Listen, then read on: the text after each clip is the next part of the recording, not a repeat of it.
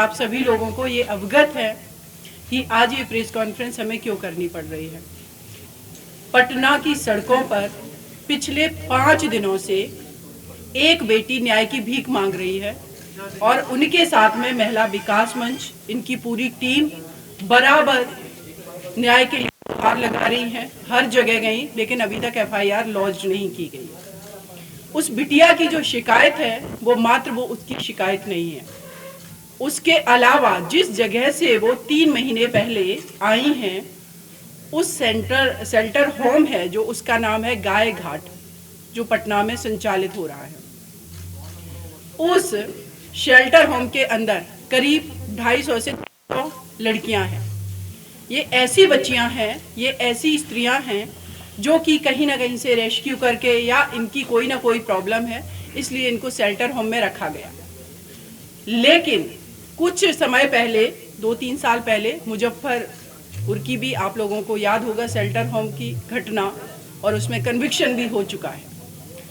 लेकिन उसी तरीके का मुझे इस केस में भी प्रतीत हो रहा है। विदाउट एनी इन्वेस्टिगेशन के जो यहाँ का समाज कल्याण मंत्रालय है, उसने उस बेटी को विक्षिप्त बता करके, उदंड बता करके एक लेटर जारी कर दिया। कोई उनका इन्वेस्टिगेशन नहीं है, कोई उनकी जांच नहीं है, कोई उन्होंने पड़ताल नहीं की। अगर वो बेटी वाकई में परेशान नहीं होती तो शेल्टर होम में जाती क्यों? अगर वो वहां पर गई है और उसके अंदर की जो वो चीजें बता रही है, वो चीजें शायद मुझे लगता है कि मेरे ये 21वीं सदी के भारत को शर्मसार करने वाली। उसके साथ रेप किया जाता है, उस बच्ची के साथ उसको इंजेक्शन दिए जाते हैं, अगर वो मना करती है तो मारपीट होती है, फिजिकल एब्यूज किया जाता है। और उसके अलावा जो वहाँ की जो उसको क्या नाम है, वार्डन, जो सुपरिंटेंडेंट है वहाँ की वार्डन वंदना गुप्ता, जिन पर वो निरंतर आरोप लगा रही है। और वंदना गुप्ता एक ऐसा नाम है जिस पर ये बिटिया जो है ये सिर्फ विक्टिम आरोप नहीं लगा रही है। अभी जैसे कि वीना मानवी जी ने बताया, पीछे आपके पास यहाँ पर बैठे हुए रंजीत कुमार, वो भी बताएंगे। उसके अलावा भी हमारे पास और भी कई एक बच्चियां हैं, लड़कियां हैं जो उस शेल्टर होम से रह कर के आई हैं और जिन्होंने की वंदना गुप्ता को अपने आप को प्रोटेक्ट करने के लिए मिल करके पिटाई भी लगाई है कभी। और वो बच्चियां भी, वो लड़कियां भी अपनी पीड़ा बता रही हैं। ये मैटर बहुत छोटा नहीं है। तो मेरा यही उद्देश्य है, मेरा यही आज का प्रेस कॉन्फ्रेंस करने का जो पर्पज है कि आखिर क्यों हमारे देश के अंदर और इस पटना में बेटियों को इतना पीड़ित किया जा रहा है, क्यों अभी तक उस बच्ची की FIR लॉन्च नहीं की गई है, जबकि रेप लॉ निर्भया केस होने के बाद इतना स्ट्रिक्ट कानून बना है। लेकिन जितने भी अधिकारी हैं, चाहे वो पुलिस में हो या एडमिनिस्ट्रेटिव ऑफिसर्स हों, ये लोग कभी भी संवेदनशील तरीके से काम नहीं करते। आज जब पता चला है कि प्रेस कॉन्फ्रेंस होने वाली है तो फ़ोन कॉल्स आने शुरू हो गए।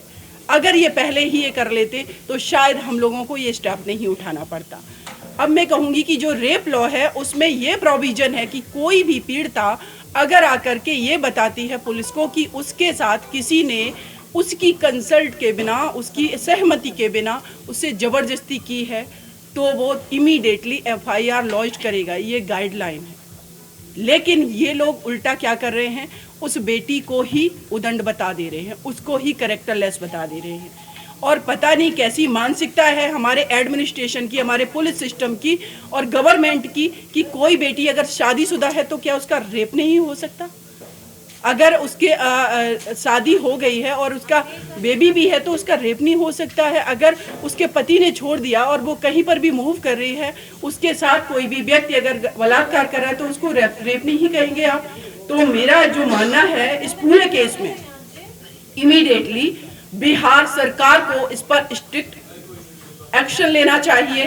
सो वोटो कॉग्निजेंस माननीय यहाँ के पटना जो हाई कोर्ट है वो ले चुकी है। लेकिन हाई कोर्ट जो है, जो उस डिपार्टमेंट से मैं भी आती हूँ, जुडिशरी में मैं भी एडवोकेट हूँ, तो मेरा भी ये दरख्वास्त रहेगी और प्रार्थना रहेगी कि एक प्रॉपर तरीके से कमेटी गठित की जाए जिसमें महिला विकास मंच को रखा जाए, इसकी टीम को रखा जाए, SIT गठित की जाए और हाई कोर्ट अपने सुपरविजन में इस केस को देखे और इस केस को ही नहीं, अब बहुत ज़्यादा आवश्यक है कि इस देश के अंदर जितने भी शेल्टर होम चल रहे हैं उन सारे शेल्टर होम का सुपरविजन हर राज्य का हाई कोर्ट करे और टाइम टू टाइम वहाँ से रिपोर्ट मंगाई जाए, बच्चियों की काउंसलिंग हो। और आप ये भी देखिए कि एक कोई नॉर्मल बच्ची अगर किसी का किडनैप कर लिया गया, कोई मिस हो गई, तो वो शेल्टर होम में आ रही है, उस नॉर्मल बच्ची को उस बच्ची के साथ रखा जा रहा है जो पागल है, जिसको जो विक्षिप्त है या जिसको कोई डिसीज हुई है। इनकी स्कूलिंग का क्या होगा, इनकी एजुकेशन का क्या होगा? क्या इनको आपने रिहेबिलिटेट किया है? क्या आपने कोई नौकरी दिलवाई है? कितनी बच्चियों को आपने एजुकेशन दी है? कितनी बच्चियों को आपने एम्प्लॉयमेंट दिलवाया? क्या शेल्टर होम का पर्पज सिर्फ ये है कि ऐसी बच्चियों को आप वहाँ रखेंगे, टाइम टू टाइम गवर्नमेंट के ऑफिसर्स आकर के शेल्टर होम के अंदर उन बच्चियों का रेप करेंगे? अगर वो मना करेंगी तो उनको आप ड्रग्स दोगे, नशे के इंजेक्शन दोगे? ये सारी चीज़ें शेल्टर होम में हो रही हैं। और मेरी डिमांड ये भी है कि इस बिटिया का भी मेडिकल चेकअप अभी तक हो जाना चाहिए था कि इसको ड्रग्स दिया गया है या नहीं दिया गया। उसके पहले जब वो बच्ची प्रयास एनजीओ जो विश्वजीत सर हैं जो कि दिल्ली में जिसमें रही है वो बच्ची, एक और संस्था है रेस्क्यू फाउंडेशन, उसकी जो मैम है आखिर त्रिवेणी तारीफ करती है।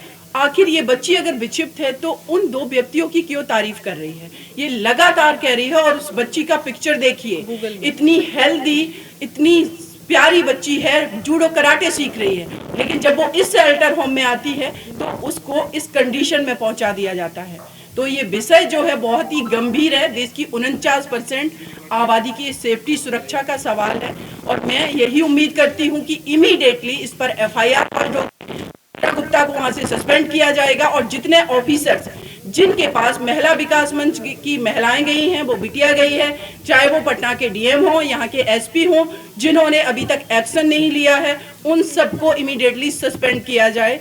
उसके बाद जो SIT की टीम गठित हो उसमें विकास मंच की महिलाओं को रखा जाए, ऐसी उम्मीद करती हूँ। और इस बेटी के लिए आगे फर्दर महिला विकास के मंच के साथ मैं खड़ी हुई हूँ, निर्भया के जस्टिस की तरह। भी आवाज बहुत शुक्रिया। और प्लीज आप लोगों से हाथ जोड़ के प्रार्थना है, आप इस देश का चौथा स्तंभ में, देश की आबादी 49% महिलाओं की है जो कि बहुत टैलेंटेड है, एनर्जेटिक है, इंटेलिजेंट है। इनकी आवाज़ को दबने ना दीजिए और इनका साथ दीजिए। ये देश में बहुत कुछ कर सकती हैं, लेकिन इस तरीके से अगर दफन होती जाएंगी बेटियां, वो बेटी उसको देख करके दर्द महसूस हो रहा है कि उसकी वो पिक्चर जो आज से करीब 4-5 साल पहले की है और आज उसको किस कंडीशन में इन लोगों ने पहुंचा दिया है। तो ऐसी मैं उम्मीद करती हूँ आप लोगों से। Thank you so much.